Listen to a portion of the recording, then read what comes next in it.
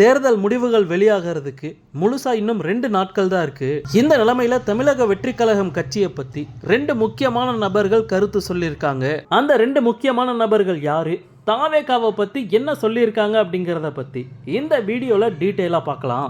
நடந்து முடிஞ்சிருக்க சட்டமன்ற தேர்தலுக்கான தேர்தல் முடிவுகள் மே 4ஆம் தேதி வெளியாக இருக்கு. இந்த நிலைமையில தமிழ்நாட்டில் யாரு ஆட்சியை பிடிப்பா அப்படிங்கறதே பெரிய குழப்பமா இருக்கு. இதுவரைக்கும் தமிழ்நாட்டில் நடக்காத ஒரு அதிசயமான தொங்கு சட்டசபை கூட ஏற்பட வாய்ப்பு இருக்கு அப்படிங்கிற மாதிரி பேச்சு அடிபடுது.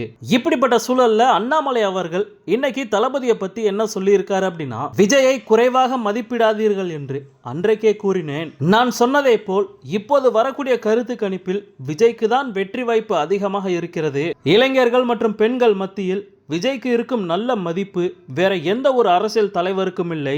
இந்த நம்பிக்கையை விஜய் எப்போதும் காப்பாற்ற வேண்டும் அப்படின்ட்டு அண்ணாமலை இன்னைக்கு ஒரு விஷயத்தை சொல்லியிருக்காரு. அண்ணாமலையோட இந்த ஒரு கருத்து பிஜேபி மற்றும் அதிமுக நிர்வாகிகள் மத்தியில பெரிய ஒரு அதிர்ச்சி ஏற்படுத்தியிருக்கு. இதே மாதிரி மதிமுக பொதுச் செயலாளர் வைகோ என்ன சொல்லியிருக்காரு அப்படின்னா, தமிழக சட்டமன்ற தேர்தல் முடிவுகள்ல தாவேகா ஆச்சரியத்தை ஏற்படுத்தலாம். தேர்தல் முடிவுகள் வரும்போது மாணவர்கள் மற்றும் முதல் முறை வாக்காளர்களிடையே தாவேகாக்கு சாதகமான வாக்கு மாற்றம் ஏற்பட வாய்ப்புள்ளது அப்படின்ட்டு மதிமுக பொதுச் செயலாளர் வைகோ அவர்கள் ஒரு ஸ்டேட்மெண்ட் கொடுத்திருக்காரு. திமுக கூட்டணியில இருக்க ஒரு முக்கியமான கட்சி தலைவர் இப்படி ஒரு ஸ்டேட்மெண்ட் கொடுத்தது திமுகவினர் மத்தியிலையும் பெரிய அதிர்ச்சியை ஏற்படுத்தியிருக்கு. தமிழக வெற்றி கழகம் ஒரு சீட்டு கூட ஜெயிக்க மாட்டாங்க அப்படின்னு சொன்னவங்க இப்ப எல்லாருமே ஒரு 10ல இருந்து 20 சீட்டுகள் ஜெயிப்பாங்க அப்படின்ட்டு பேசிட்டு இருக்காங்க.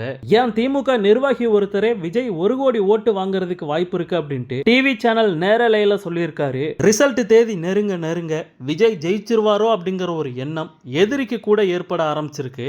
என்ன பொறுத்த வரைக்கும் யாருமே கணிக்க முடியாத அளவுக்கு தளபதி மாபெரும் வெற்றியை பெற போறாரு அப்படிங்கிற மாதிரி தான் தோணுது. மேக்சிமம் 2 கோடி வாக்குகளை தளபதி அறுவடை செய்வாரு. சோ வெயிட் பண்ணி பார்க்கலாம் மே 4ஆம் தேதி என்ன நடக்க போகுது அப்படின்ட்டு. ஓகே நண்பா, தளபதியோட எல்லா அப்டேட்டுமே மிஸ் பண்ணாம பார்க்க நம்ம சேனலை சப்ஸ்கிரைப் பண்ணி சப்போர்ட் பண்ணுங்க. நன்றி.